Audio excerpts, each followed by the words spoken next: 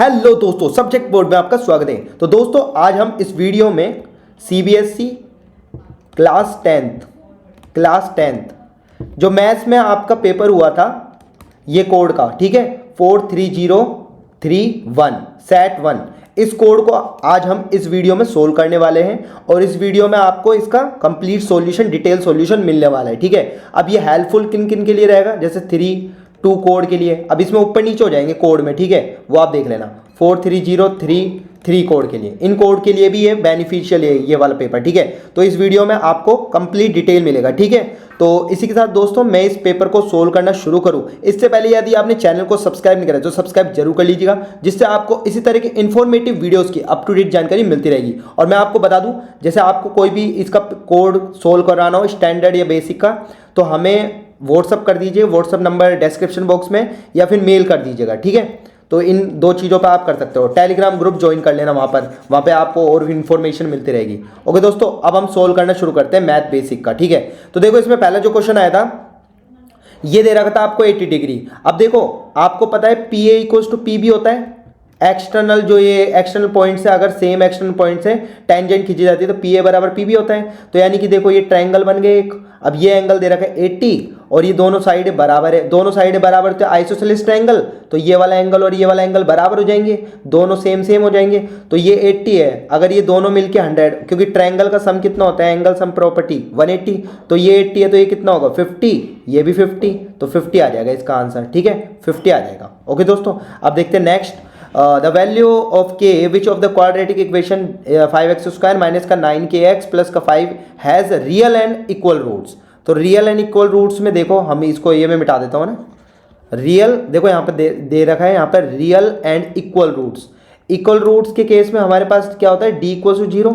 अब b² minus का 4ac equal to 0 put कर देना है। यहाँ पे b कितना है आपके पास, माइनस का 9k, ठीक है, x का कोफिशिएंट होता है ना, माइनस का 9k का होल स्क्वायर, माइनस का 4, a की वैल्यू कितनी है 5 और c की वैल्यू कितनी है ये 5, ठीक है, a की वैल्यू भी 5 है और c की वैल्यू 5 है, इक्वल टू 0। अब 9k का होल स्क्वायर करेंगे तो 81k² और यहाँ पर आपका कितना हो जाएगा 5 5 जो 25, 25 4 जा 100, ठीक है, इक्वल टू 0। अब ये 81k² इक्वल्स टू मैं क्या करूँगा 100 और k² बराबर क्या कर दूंगा 100/81।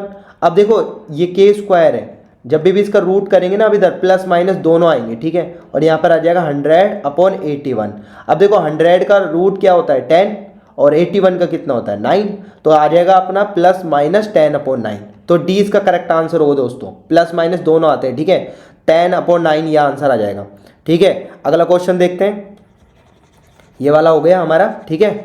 अगला जो क्वेश्चन है वो देख लेते हैं। मैं इसमें ब्लू पेन यूज कर लेता हूँ, या नहीं रेड ही सही है, ठीक है, रेड ही ठीक रहेगा आपके लिए, है ना।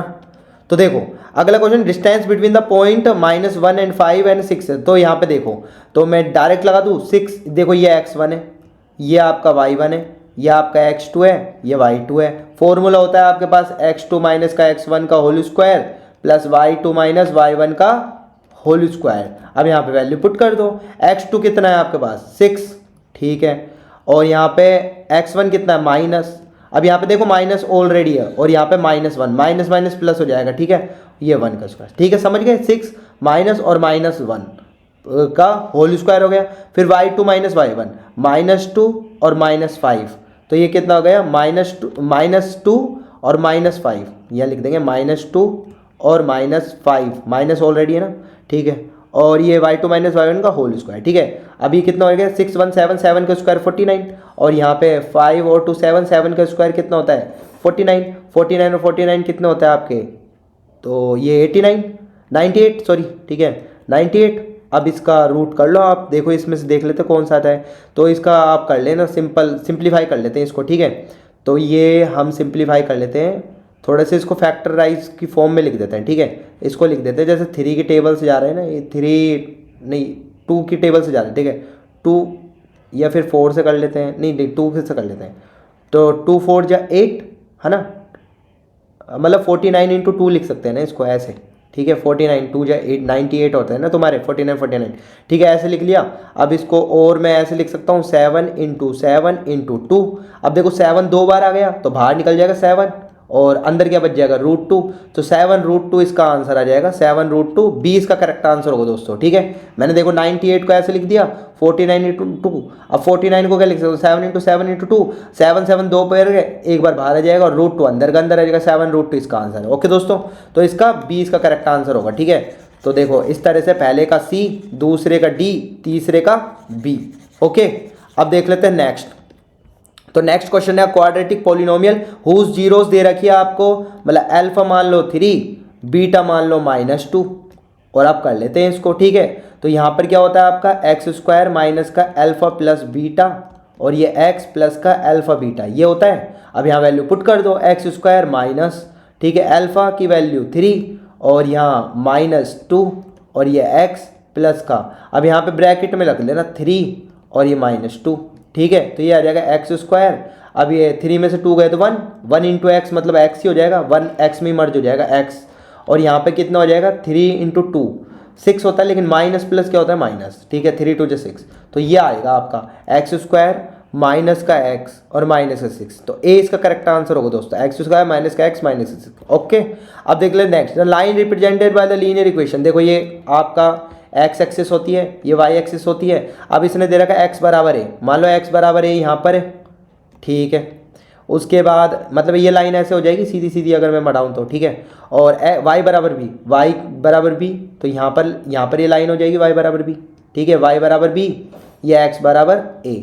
ठीक है, अब ये देखो इंटरसेक्ट करेगी और यहाँ पर a is not equals to b है, दोनों बराबर नहीं है कि ये बराबर। ठीक है, a is not equal, intersect करेगी तो c और d तो आएंगे नहीं। ठीक है, अब इंटरसेक्ट किस पर करेगी, ये वाली डिस्टेंस कितनी है, x का पॉइंट होता है a ये वाला, और ये y से कितनी डिस्टेंस पे b, ये वाला पॉइंट पूछा है ना, तो ये a और यहाँ से कितनी दूरी है b, तो ये b लिखते हैं, तो a b पर करेगी। ठीक है, इंटरसेक्टिंग एट a, b, तो राइट आंसर क्या हो जाएगा हमारा, a इसका करेक्ट आंसर होगा दोस्तों। ठीक है, b a पे थोड़ी करेगी इंटरसेक्ट, a b पे करेगी। ओके, तो ये हो गया 5th का a। ओके, अब देख लेते हैं नेक्स्ट। तो नेक्स्ट क्वेश्चन आया था दोस्तों हमारे में, देखो नेक्स्ट क्वेश्चन देखते हैं, ये मैं इसको ऐसे कर देता हूँ। ठीक है, देखो नेक्स्ट क्वेश्चन था जो हमारा, देखो 6th वाला, इसमें कुछ नहीं करना था, इसका रेशो अपॉन इसका रेशो, इसका रेशो अपॉन इसका रेशो, यही होता है ना आपकी बीपीटी। तो मैं क्या लूँगा 2.8 upon 2.1 equals to x upon, जिस रेशो में ऐसे ले रहे हैं उसी रेशो में लेना है, यहाँ से लिया हमने, और फिर x अपॉन का क्या हो जाएगा 4.8।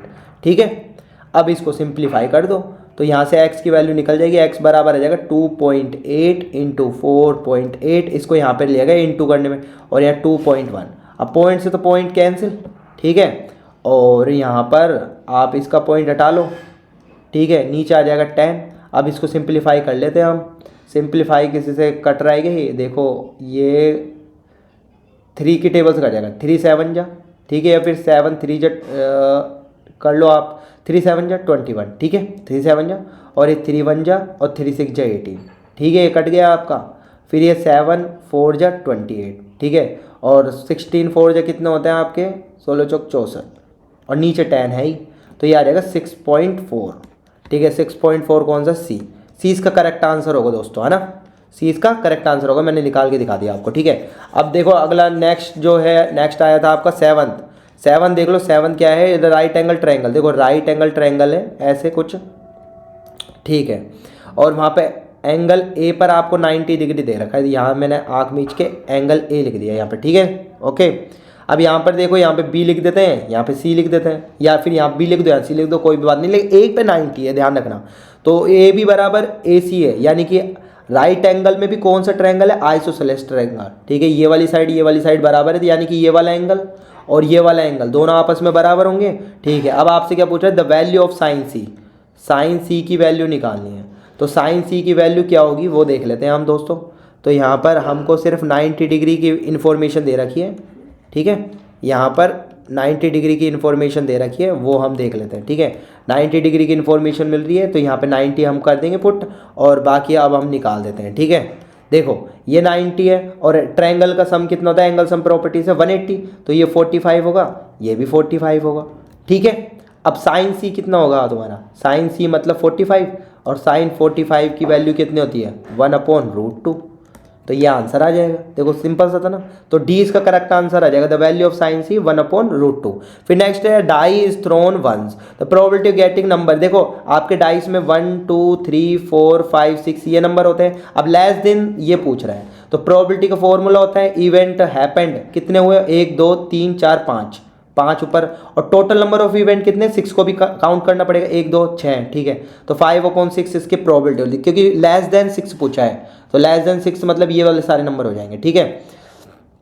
तो लेस देन 6 से ही हो जाएंगे। इक्वल टू और लेस देन होता तब 6 को भी काउंट करते हैं, लेकिन अभी लेस देन 6 ले रहा है, तो 6 से लेस देन मतलब ये 5 नंबर और नीचे 6, 5/6 मतलब 20 का करेक्ट आ जाएगा, ठीक है। अब देख लेते हैं नेक्स्ट।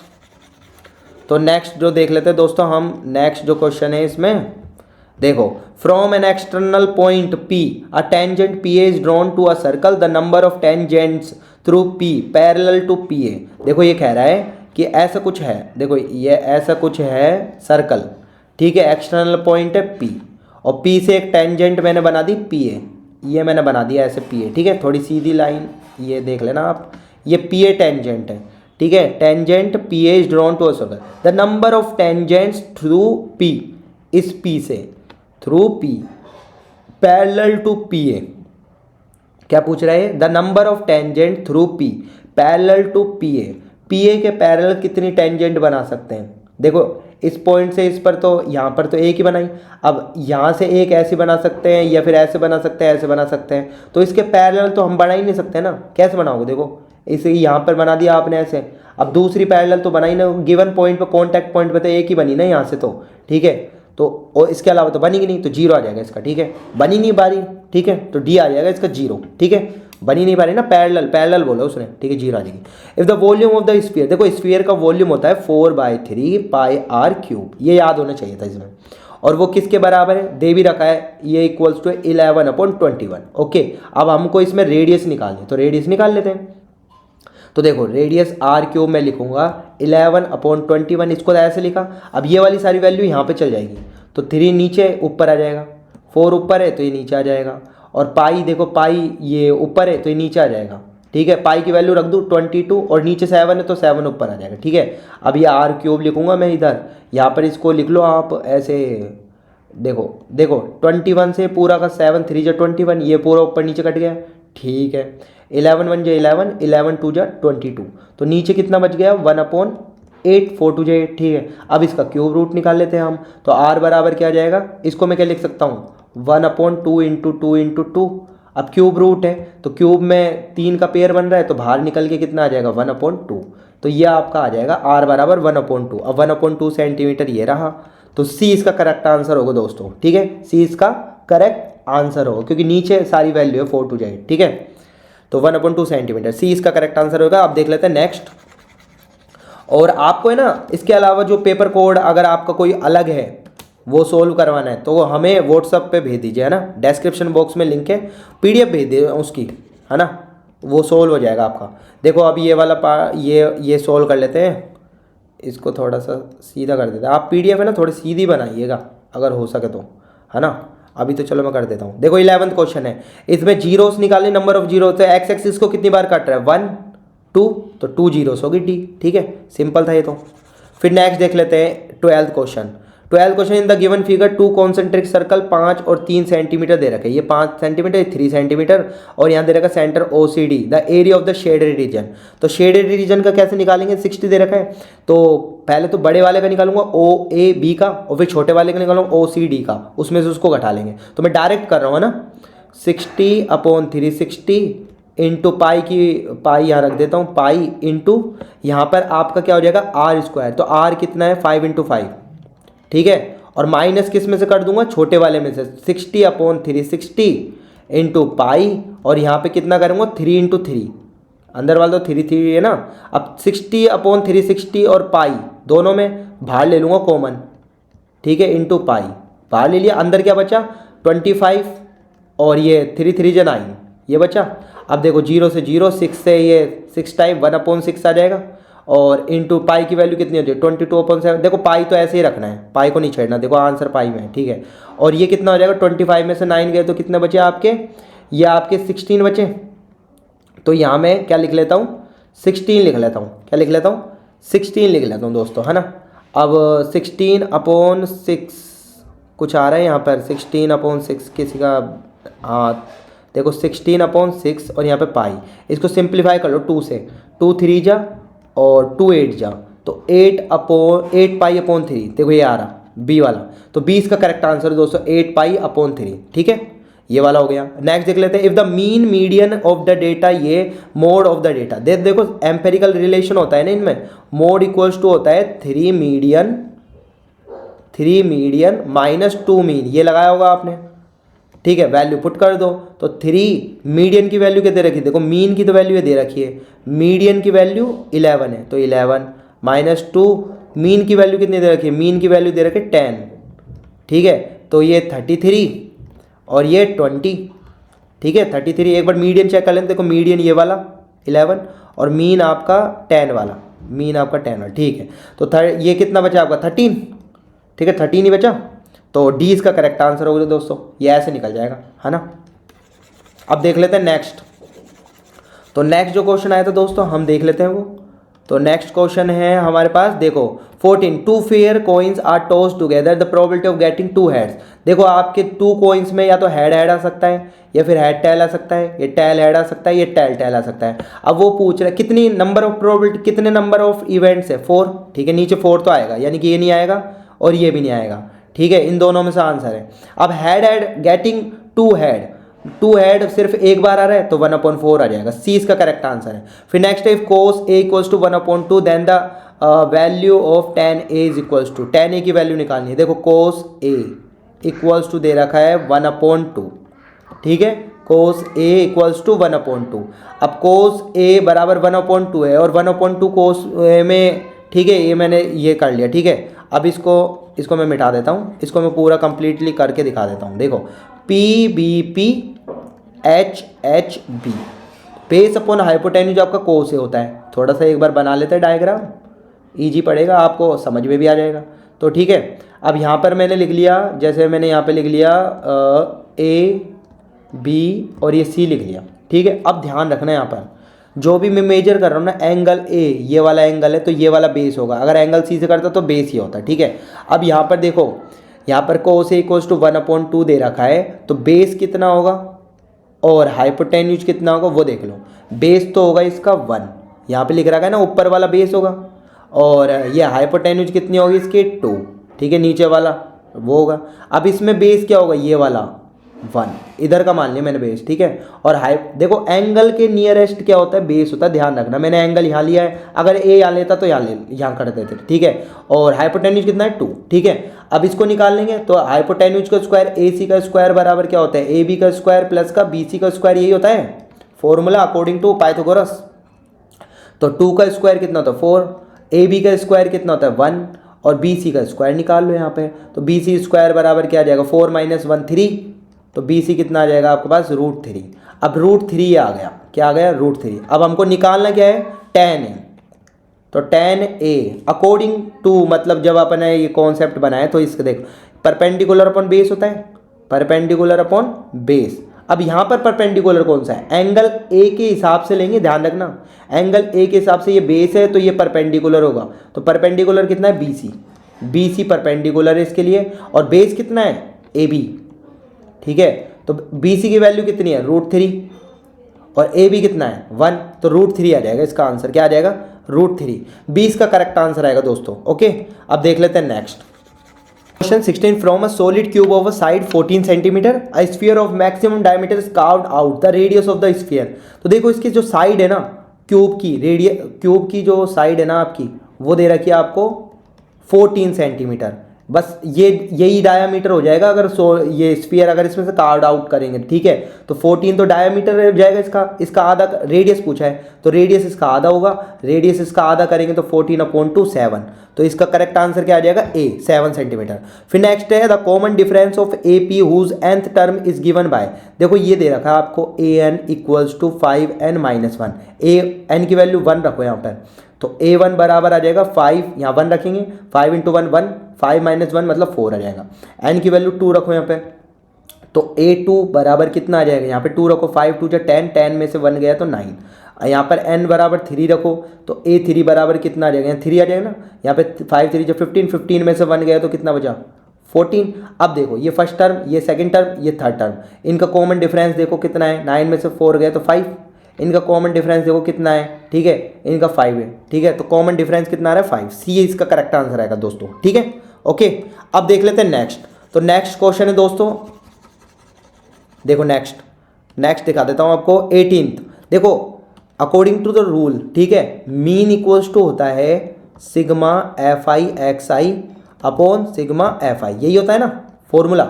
अब यहाँ पे वैल्यू पुट कर दो, मीन कितना है 8.1 रख दो, सिग्मा एफ आई एक्स आई की वैल्यू कितनी दे रखी, ये 132 प्लस का 5p, ठीक है, और नीचे इसकी वैल्यू कितने रखी 20। अब इसको क्रॉस मल्टीप्लाई करके p की वैल्यू निकाल लेते हैं, तो 8.1 इसको ऐसे लिख देते हैं 132 प्लस का 5p इक्वल्स टू 8.1 इंटू 20, ठीक है। अब इसको सोल्व कर लेते थोड़ा, ठीक है, तो यहाँ पर आप सोल्व कर लेंगे, इसका पॉइंट हटाओगे 10 नीचे आ जाएगा, 0 से 0 कैंसिल, 81 2 जा कर लेंगे 162,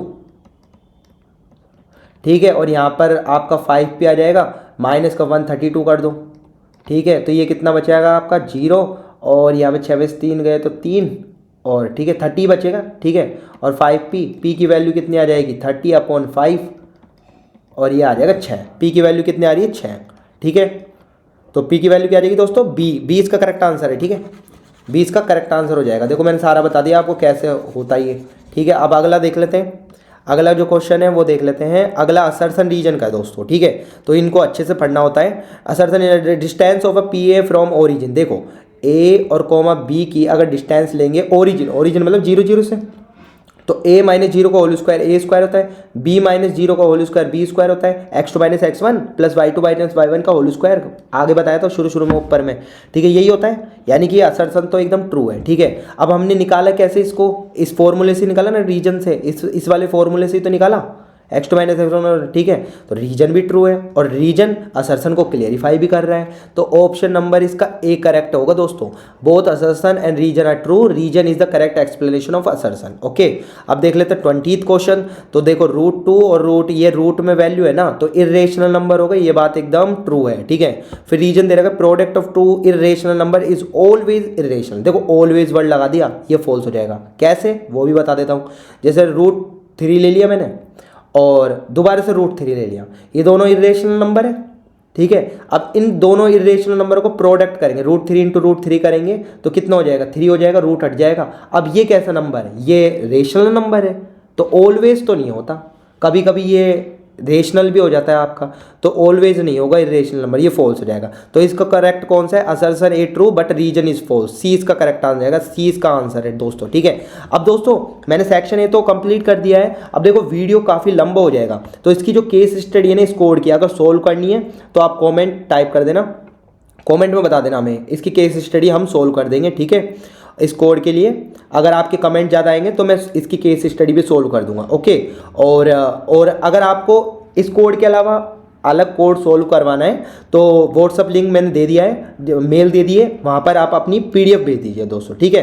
तो आई होप दोस्तों ये वीडियो आपके लिए काफ़ी इन्फॉर्मेटिव रहा होगा। ऐसे इन्फॉर्मेटिव वीडियोस की अप टू डेट जानकारी पाने के लिए आज ही चैनल को सब्सक्राइब कीजिएगा और बेल आइकन के बटन को दबाना ना भूलिएगा। तो दोस्तों हम फिर से मिलेंगे, बाय बाय दोस्तों।